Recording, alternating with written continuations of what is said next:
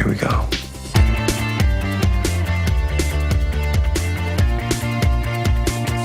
So, when's the party?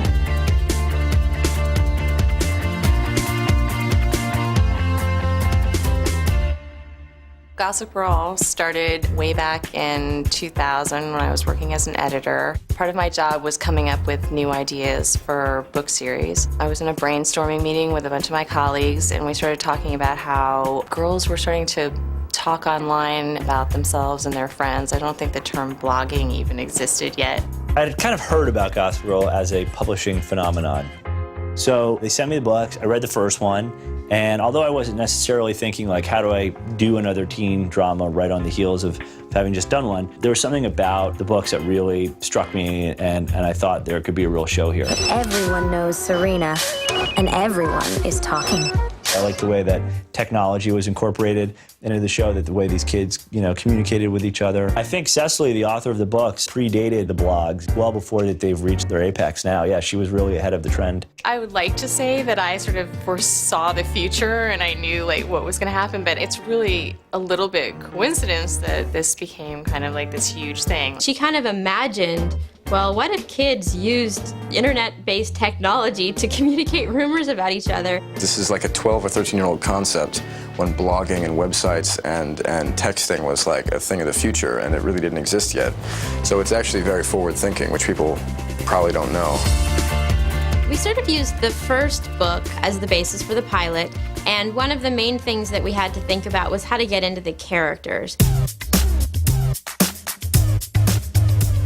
Then I went to New York for a couple weeks to do some research. I had a great afternoon with Cecily von Zagazar, who wrote the books. We had lunch at Barney's and we walked all the way up into the 90s, and she showed me her old school and all the places that they used to hang out. Then I met a couple girls after that and interviewed them. I got to read extensive 20-page interviews, which are just mind-blowing. Things that if we put it in our show, people would be like, that's impossible, that would never happen. Obviously it's television, it's glamorized a bit and whatnot, but it's that is in essence what these 14-year-old kids are going to these parties and unchaperoned. I have spoken to a few of them and said, is it real? And they say, well, high school isn't this fun and interesting, and we don't exactly get to wear that to school. But for the most part, they do have these cotillions and parties, and their parents are always jet-setting, and they have limos and credit cards, with bottomless accounts, and it's quite an interesting life to live. The Upper East Side of New York, it's old money New York. It's, it's a place that has grand traditions, families that have had money for centuries, and therefore it has a real caste system. Cecily, the author of the novels, went to a similar school. She based this loosely on people that she knew and herself. When I started developing the characters, I started thinking about the people that I knew in high school, but really what I was mostly concerned with was who's going to care about these rich girls who seem to have everything that they want. And so it was really important for me to kind of go deep inside their heads and really show what motivates them and show that they're really just like everyone else inside.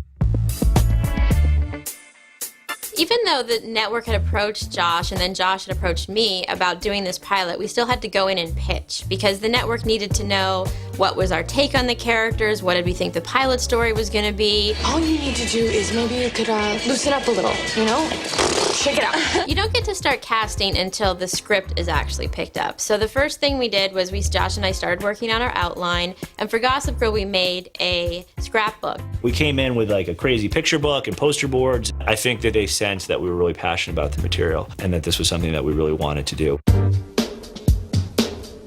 The casting process in any TV pilot is so difficult and requires so much work. When you see the pilot, you just see the tip of the iceberg. You see 6 beautiful teenagers at the center of Gossip Girl, and what you don't know is our casting people, David and Lindsay, they saw 975 actors and actresses, and Josh and Stephanie and I saw probably around 300. Do you ever feel like your whole life's planned out for you, man? This is not a platform for one of your anti-capitalist rants, okay? Nate, Blair can never know, okay? Don't you understand it's the whole reason that I went to boarding school in the first place? And that got whittled down to the 6 people who come to work every week in New York City on Gossip Girl. Do you remember me? She remembers me. When we go into casting a project, our first goal is to find the best actors and to find people that are really unique. Hey, how you doing? I was in yesterday with Serena. How could I forget? Penn Badgley, who plays Dan Humphrey, is a dark soul. Penn. It was really hard to find someone who was attractive, but still likable and relatable and had the dry wit that Dan has. We needed someone that both boys would like and girls would love. Penn was someone that I'd worked with before and was very happy to get to come back. He's a very serious actor. He's a little brooding, but he's funny and he's thoughtful. I like the script, but the character, I was like, well, I've played this guy before. I would like to make some changes, and they were just minor changes, and they were more than happy to accommodate. He really grounds the show, and Dan is our way into the show. I mean, for a lot of the audience, his journey into the Upper East Side, his experience, is very much the audience's experience. Dan is just slightly less appealing in the books because he's a chain smoker, he drinks coffee.